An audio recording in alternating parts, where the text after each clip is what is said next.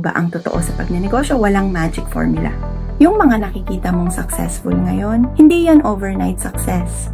Puhunan mo hindi lang pera. Kailangan mo ng sipag, tiyaga, at matatag na pananampalataya. Yung determination mo kapag nahihirapan, yung patience mo kapag hindi agad kumita, at yung hope mo na kakayanin mo. Lahat ng yumaman sa negosyo dumaan sa hirap. Pero alam mo ang pinagkaiba nila, hindi sila sumuko. Tinuloy nila kahit mahirap. Kaya kung gusto mong magtagumpay, handa ka bang magtrabaho ng todo? Handa ka bang magtiwala at magtiis? Kasi yan ang tunay na recipe ng success sa business. Walang shortcut pero worth it ang bawat pagod.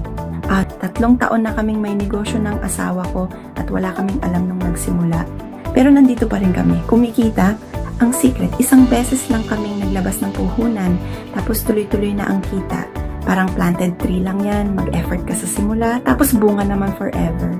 Ngayong malapit na kaming mag-retire, ang ganda ng feeling kasi may income pa rin kami kahit tumigil sa full-time work. Yan ang dream, financial freedom na secured ang future mo at ng pamilya mo. Kung may chance ka mag-invest sa business na ganito, grab it. Huwag matakot magsimula kahit walang alam. Basta may determination at faith, kakayanin yan. Trust the process, magtiwala sa Diyos at magsipag. Yan lang ang kailangan para magtagumpay sa buhay. Gusto mo bang malaman kung paano namin ito ginawa? Halika, usap tayo at tuturuan kita.